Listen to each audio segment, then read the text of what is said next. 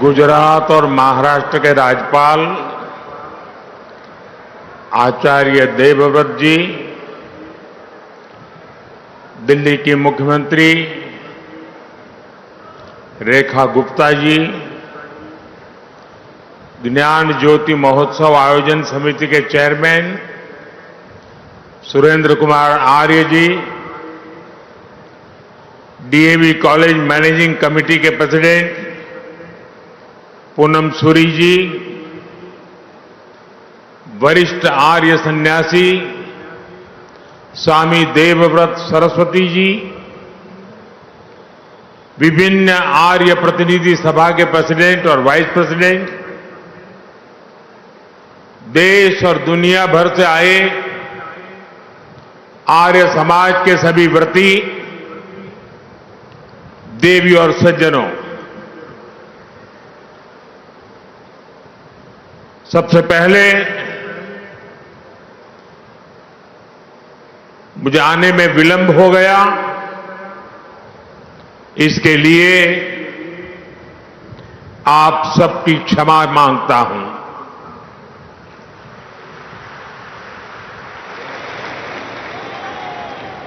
आज सरदार साहब की जयंती थी, 150वीं जयंती।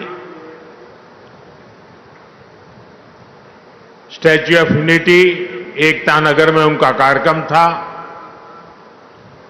और मुझे आने में विलंब हो गया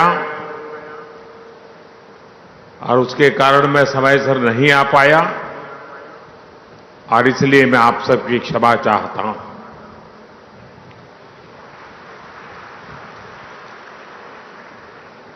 जब हम यहां आए तो प्रारंभ में जो मंत्र सुने, उनकी ऊर्जा अब भी हम सब महसूस कर रहे हैं।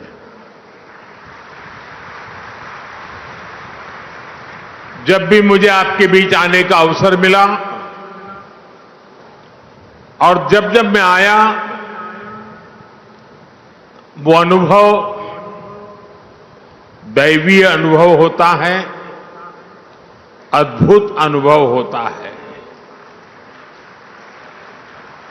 और ये स्वामी दयानंद जी का आशीर्वाद है, उनके आदर्शों के प्रति हम सबकी श्रद्धा है। आप सभी विचारकों से दशकों पुरानी मेरी आत्मीयता है कि मुझे बार बार आपके बीच आने का अवसर मिलता है।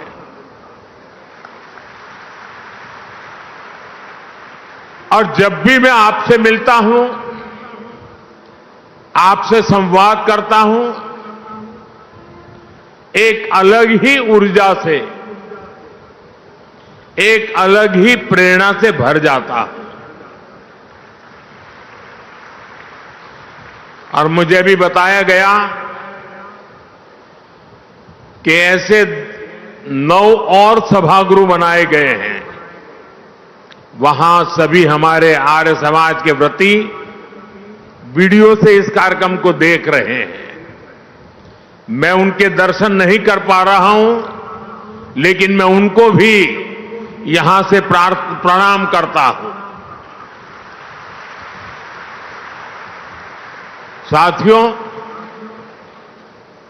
गत वर्ष गुजरात में दयानंद सरस्वती जी के जन्म स्थान पर विशेष कार्यक्रम हुआ था। उसमें मैं वीडियो संदेश के जरिए शामिल हुआ था। इसके पहले यहां दिल्ली में ही मुझे महर्षि दयानंद सरस्वती जी की 200वीं जयंती समारोह के शुभारंभ का सौभाग्य मिला था। वेद मंत्रों के उच्चारण की ऊर्जा,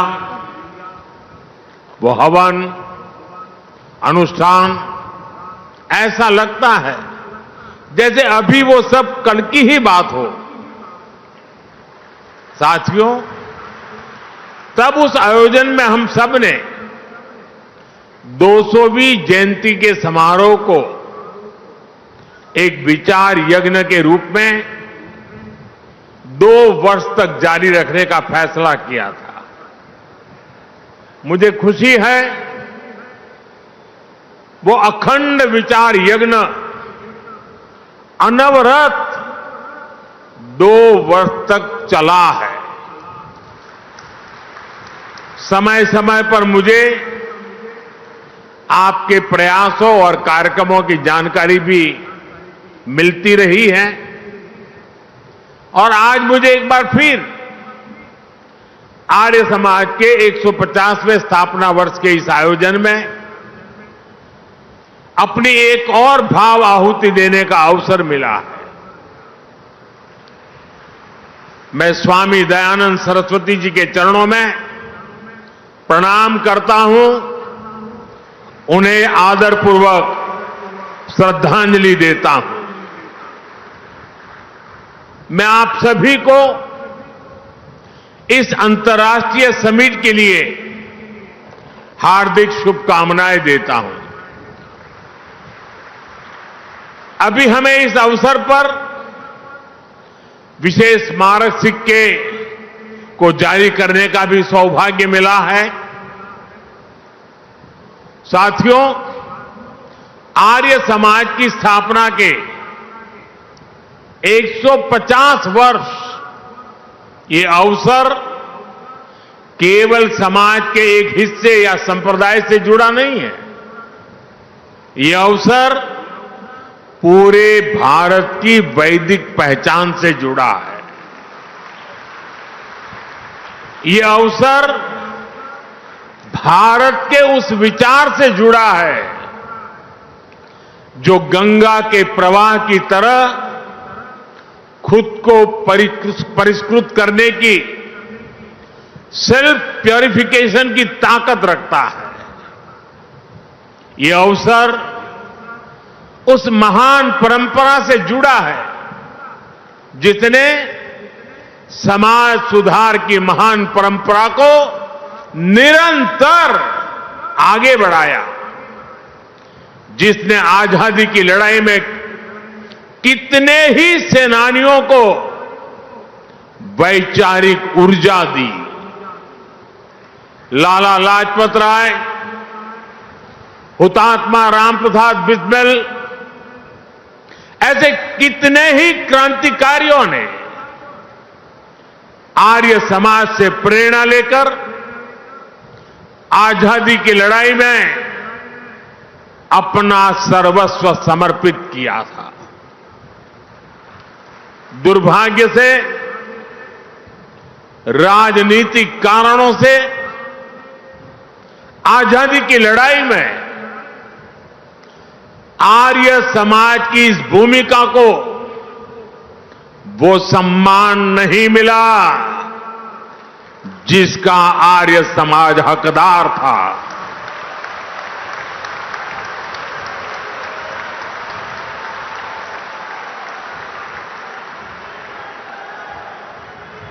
साथियों, आर्य समाज अपनी स्थापना से लेकर आज तक प्रबल राष्ट्र भक्तों की संस्था रही है। आर्य समाज निर्भीक होकर भारतीयता की बात करने वाली संस्था रही है। भारत विरोधी कोई भी सोच हो, विदेशी विचारधाराओं को थोपने वाले लोग हो, विभाजनकारी मानसिकता हो, सांस्कृतिक प्रदूषण के दुष्प्रयास हो, आर्य समाज ने हमेशा इनको चुनौती दी है।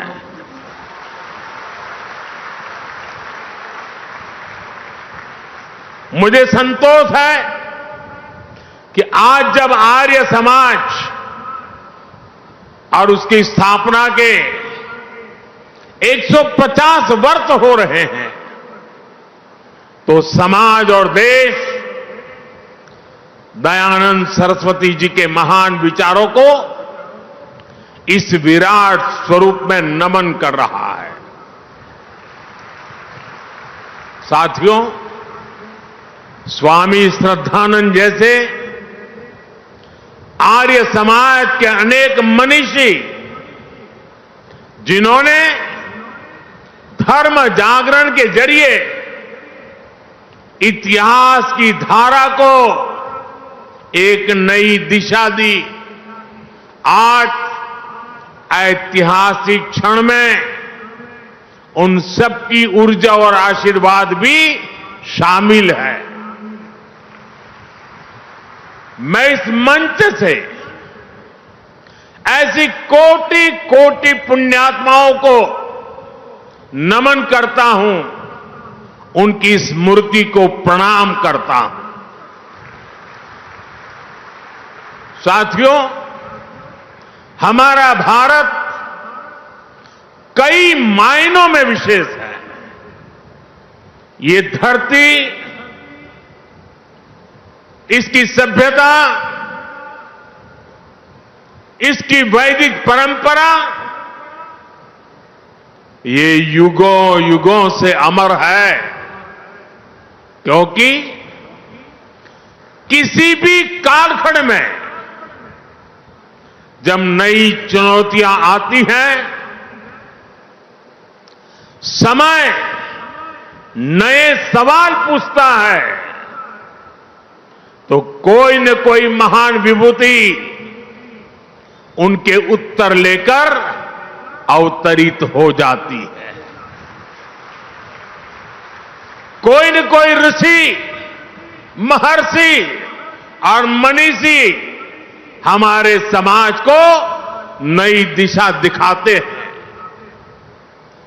दयानंद सरस्वती जी भी इसी विराट परंपरा के महर्षि थे। उन्होंने गुलामी के कालखंड में जन्म लिया था। सदियों की गुलामी से पूरा देश, पूरा समाज टूट चुका था। विचार और चिंतन की जगह पाखंड और कुरीतियों ने ले ली थी। अंग्रेज हमें हमारी परंपराओं और हमारी मान्यताओं को नीचा दिखाते थे। हमें नीचा दिखाकर वो भारत की गुलामी को सही ठहराते थे।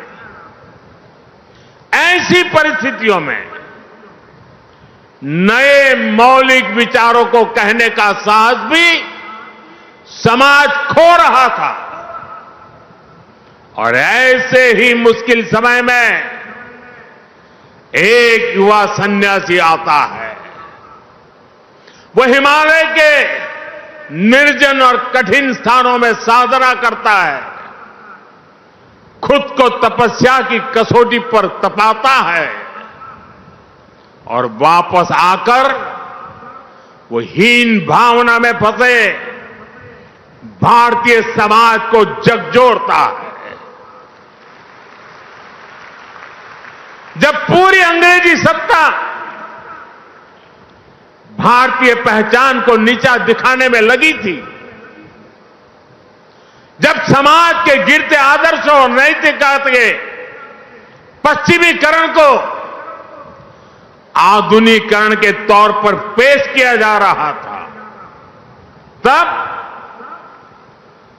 आत्मविश्वास में भरा वो ऋषि अपने समाज का आह्वान करता है, वेदों की ओर लौटो, वेदों की ओर लौटो। ऐसी अद्भुत विभूति थे स्वामी दयानंद जी। उन्होंने गुलामी के उस कालखंड में दबी कुचली राष्ट्र की चेतना को फिर से जागृत कर दिया। साथियों, स्वामी दयानंद सरस्वती जी जानते थे कि अगर भारत को आगे बढ़ना है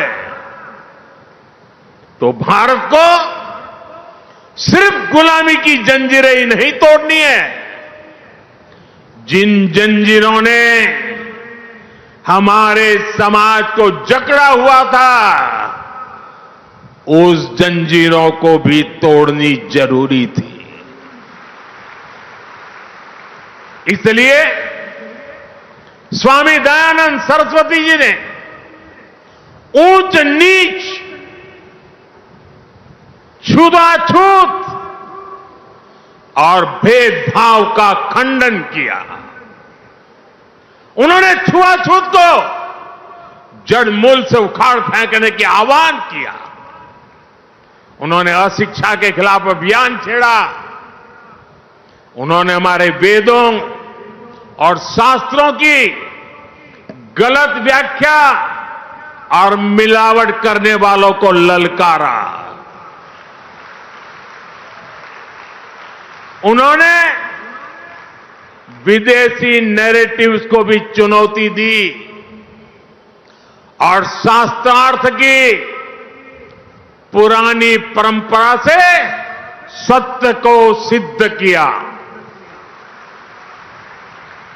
साथियों, स्वामी दयानंद जी युगद्रष्टा महापुरुष थे। वो जानते थे,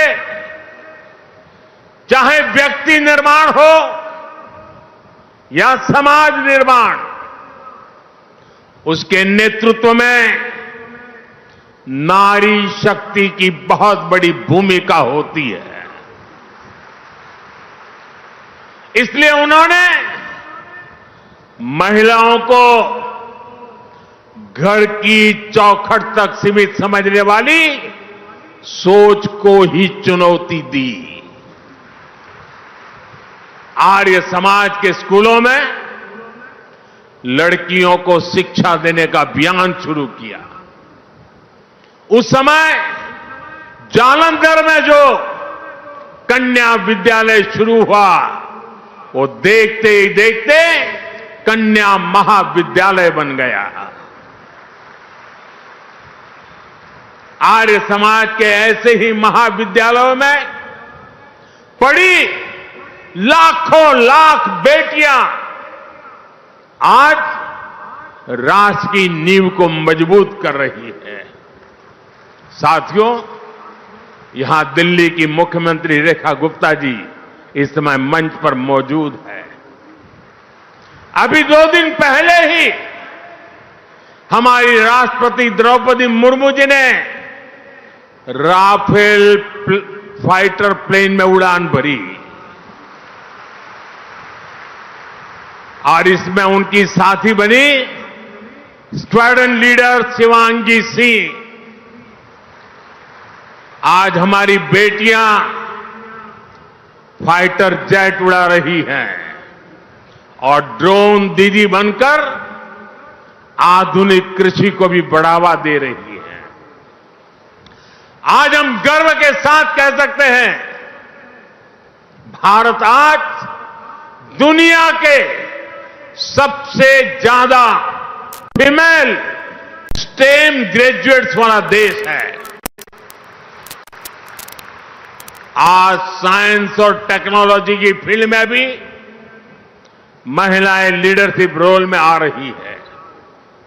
आज देश की टॉप वैज्ञानिक संस्थानों में विमेन साइंटिस्ट मंगलयान, चंद्रयान और गगनयान जैसे स्पेस मिशंस में अहम भूमिका निभा रही है। ये बदलाव बताता है कि देश आज सही मार्ग पर आगे बढ़ रहा है। देश स्वामी दयानंद जी के सपनों को पूरा कर रहा है। साथियों, स्वामी दयानंद जी के एक विचार का मैं अक्सर चिंतन करता हूं, उसे कई बार लोगों को बोलता भी हूं। स्वामी जी कहते थे, जो व्यक्ति सबसे कम ग्रहण करता है और सबसे अधिक योगदान देता है, वही परिपक्व है। इन सीमित शब्दों में इतना असाधारण विचार है कि शायद इसकी व्याख्या में कई किताबें लिखी जा सकती हैं। लेकिन किसी विचार की असली ताकत उसके भावार्थ से भी ज्यादा इससे तय होती है। वो विचार कितने समय तक जीवित रहता है, वो विचार कितनी जिंदगियों का परिवर्तन करता है।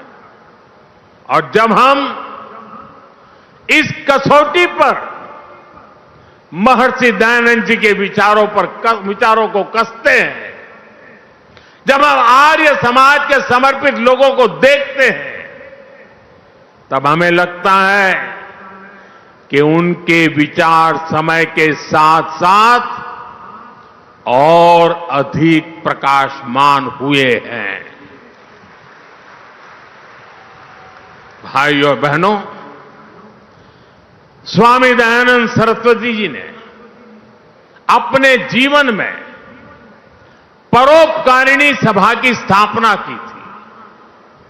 स्वामी जी के लगाए बीज ने विशाल वृक्ष की तरह कितनी ही शाखाओं को विस्तार दिया है। गुरुकुल कांगड़ी, गुरुकुल कुरुक्षेत्र, डीएवी संस्थान एवं अन्य शैक्षणिक संस्थान, ये सभी अपने अपने क्षेत्रों में लगातार काम कर रहे हैं।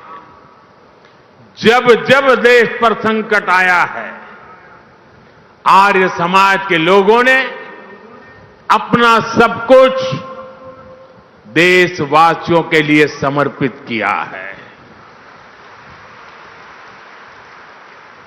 भारत विभाजन की विभीषिका में सब कुछ गंवाकर भारत आने वाले शरणार्थियों की सहायता, पुनर्वास और शिक्षा, इसमें आर्य समाज ने कितनी बड़ी भूमिका निभाई, ये इतिहास में दर्ज है।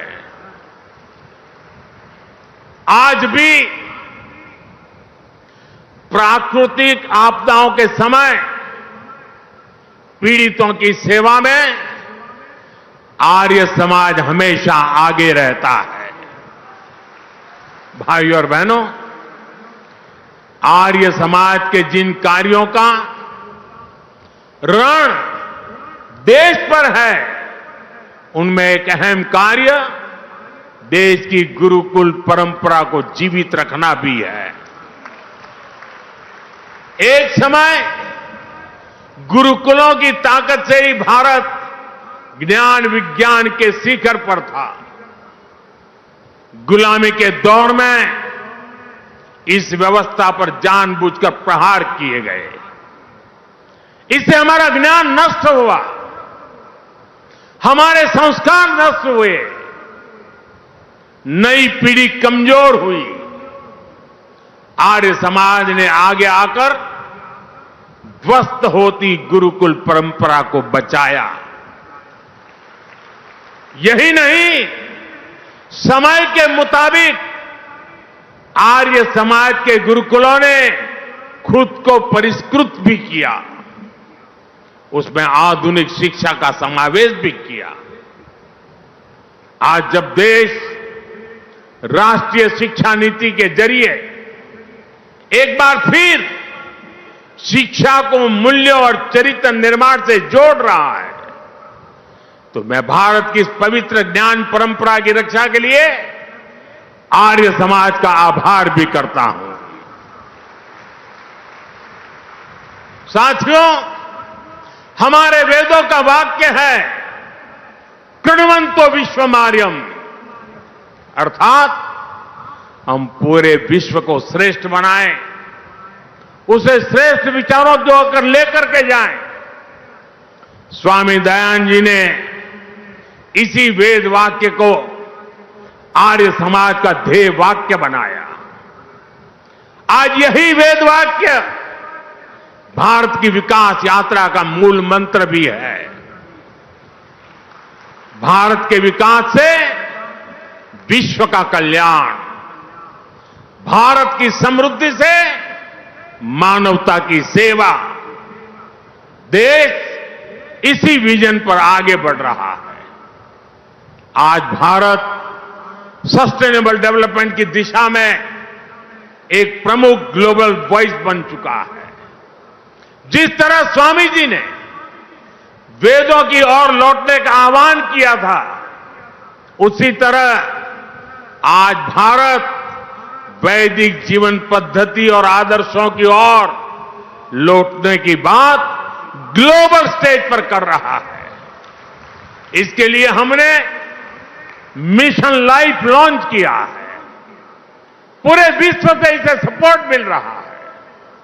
One sun, one world, one grid vision के जरिए हम क्लीन एनर्जी को भी एक ग्लोबल मूवमेंट में बदल रहे हैं। हमारा योग भी आज अंतर्राष्ट्रीय योग दिवस के जरिए दुनिया के 190 से ज्यादा देशों में पहुंच चुका है। जीवन में योग को अंगीकार करने की, योगमय जीवन जीने की ये पहल, पर्यावरण से जुड़े लाइफ जैसे मिशन, ये वैश्विक अभियान पूरी दुनिया आज जिनमें रुचि दिखा रही है। आर्य समाज के लोगों के लिए तो ये उनके जीवन और अनुशासन का हिस्सा है। सादा जीवन और सेवा की भावना, भारतीय वेशभूषा और परिधानों का प्राथमिकता, पर्यावरण की चिंता, भारतीयता का प्रचार प्रसार, आर्य समाज के लोग आजीवन इसमें लगे रहते हैं। इसलिए भाइयों बहनों, आज भारत जब सर्वे भवन्तु सुखिनः का उद्देश्य लेकर विश्व कल्याण के इन अभियानों को आगे बढ़ रहा है, आज भारत विश्व बंधु के रूप में अपनी भूमिका को और मजबूत कर रहा है। तो आर्य समाज का हर सदस्य इसे सहज ही अपना उद्देश्य मानकर काम कर रहा है। मैं आप सभी की इसके लिए सराहना करता हूं, प्रशंसा करता हूं। साथियों, स्वामी दयानंद सरस्वती जी ने जो मशाल जलाई, पिछले 150 वर्षों से आर्य समाज के रूप में समाज का पथ प्रदर्शन कर रही है।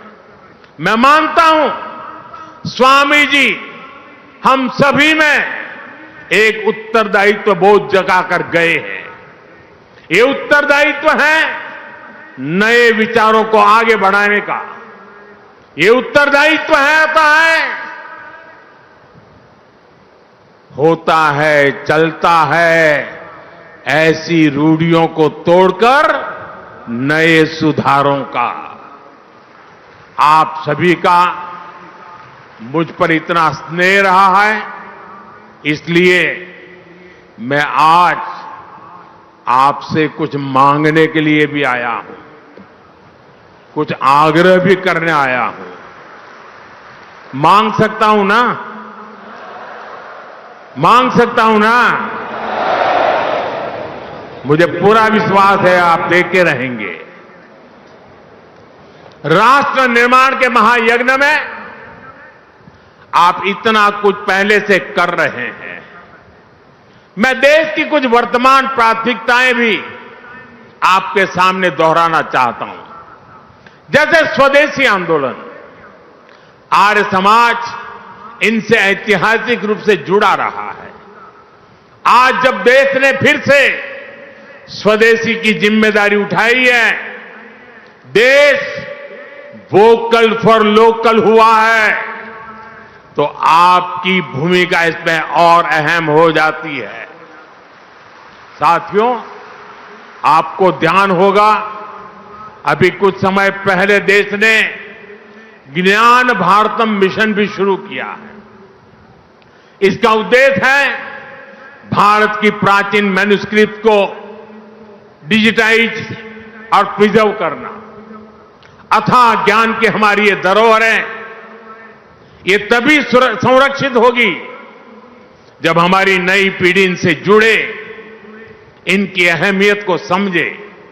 इसलिए मैं आर्य समाज से आह्वान करूंगा, आपने 150 साल से भारत के पवित्र प्राचीन ग्रंथों को खोजने और संरक्षित करने का काम किया है। हमारे ग्रंथों को मौलिक रूप में बचाने का काम कई पीढ़ियों से आर्य समाज के लोग करते आ रहे हैं। ज्ञान भारतम मिशन अब इसी प्रयास को राष्ट्रीय स्तर पर लेकर जाएगा।